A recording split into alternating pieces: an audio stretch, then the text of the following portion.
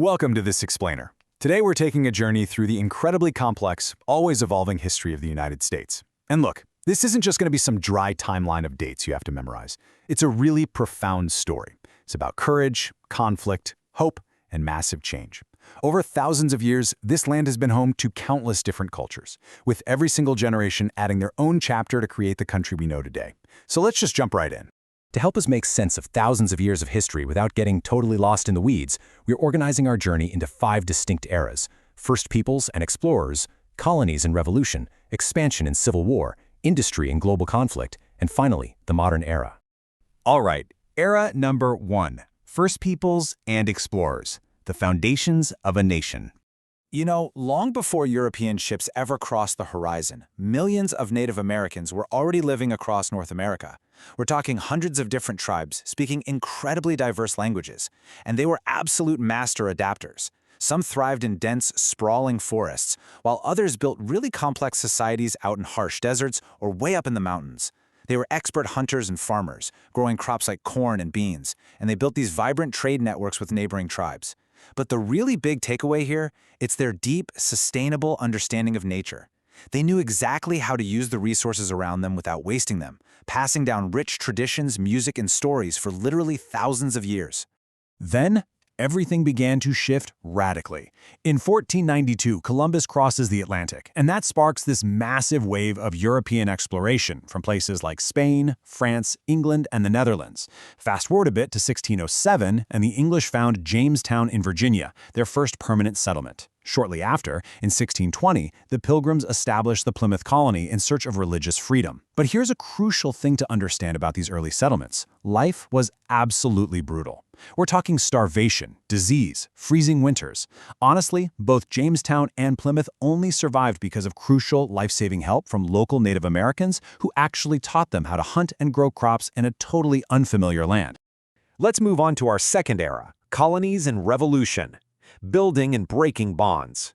So, this era is really defined by a stark dual reality. On one hand, you have 13 British colonies experiencing incredible, bustling growth, booming trade, farming, shipbuilding, the works. But on the other hand, that boom came at a truly devastating cost. As settlers violently pushed westward, Native Americans tragically lost their ancestral lands, and bloody battles erupted. Plus, this whole economic engine was built on the horrific foundation of slavery. Millions of Africans were captured, forced across the Atlantic, and sold into bondage. Families were completely torn apart to work on plantations under terrible conditions. Yet even through unimaginable hardship, African Americans preserved elements of their culture that would go on to deeply influence American society. Fast forward to the mid-18th century. The British government is heavily in debt from foreign wars, so they start taxing the colonies on everyday products, even their beloved tea. As you can imagine, the colonists were furious, mostly because they had absolutely no voice in British Parliament. This tension birthed a famous rallying cry, "No taxation without representation." And it wasn't just some catchy slogan, right? It was a fundamental demand for political rights that was about to boil over into outright rebellion. Things escalated incredibly fast. In 1773, furious colonists protest by literally dumping British tea into the harbor, the famous Boston Tea Party. Just 2 years later, the first shots ring out at Lexington and Concord. Then, on July 4, 1776, Thomas Jefferson and colonial leaders make it official with the Declaration of Independence, boldly stating that all people have rights to life, liberty, and the pursuit of happiness. Under George Washington's leadership, the Continental Army fought through some incredibly severe shortages, but finally, with some major help from France, the Americans forced the British to surrender at Yorktown in 1781. By 1783, U.S. independence is officially recognized.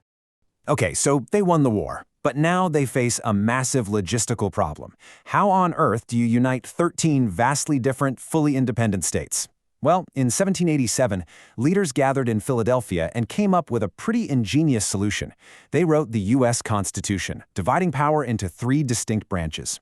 You've got a legislative branch to make the laws, an executive branch, led by the first president, George Washington, to enforce them, and a judicial branch to interpret them.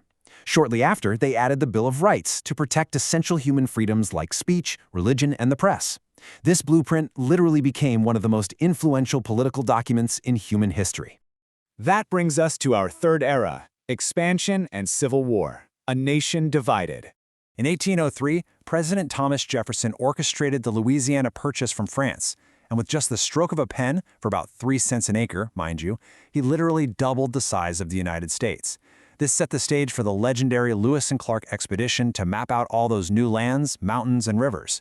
And this massive geographic expansion was paired with a huge leap in transportation and industry. We're talking steamboats, canals, and railroads suddenly knitting these incredibly vast distances together. But as the map grew, a fatal fracture within the country deepened. The northern states were industrializing rapidly with factory labor, and they increasingly opposed slavery. The southern states, however, remained heavily agricultural and stubbornly dependent on enslaved labor. Year after year, the political arguments over whether new western states would be free or slave states became dangerously intense.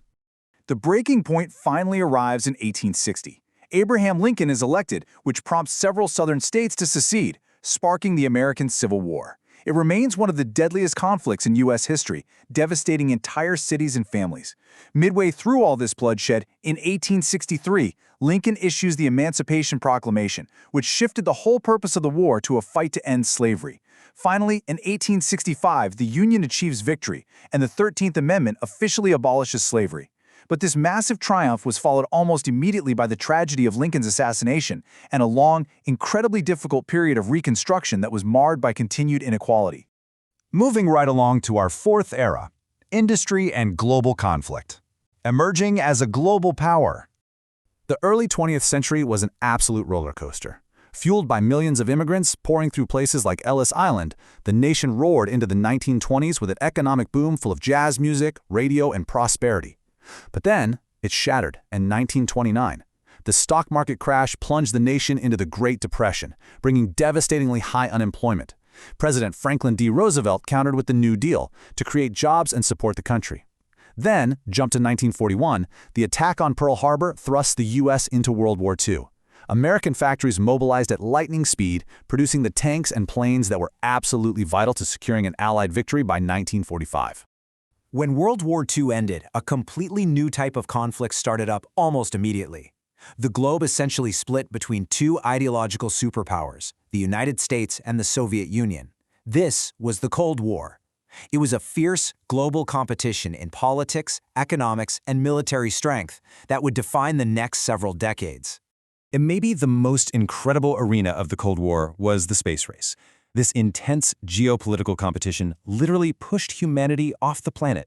In 1969, millions of people watched in absolute awe as Apollo 11 landed on the moon, and Neil Armstrong delivered those immortal words. It was just a stunning achievement of science and human ambition.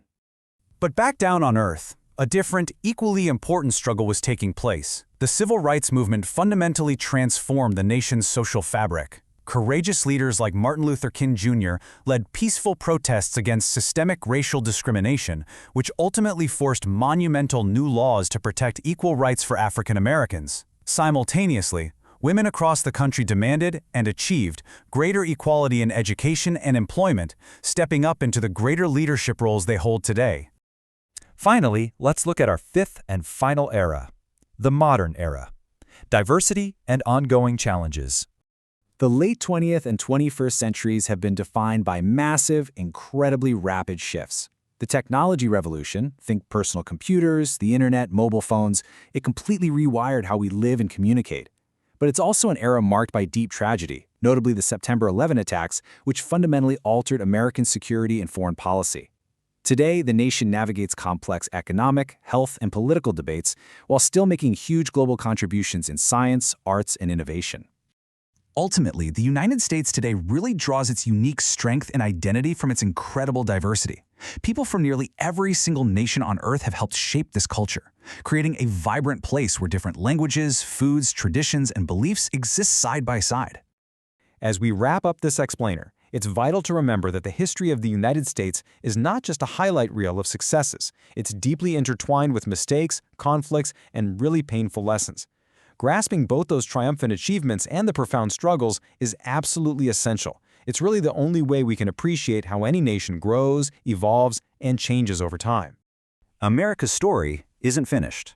Actually, it continues to be written every single day by millions of ordinary people, working, dreaming, and building. Which leaves us with this final fascinating question to ponder.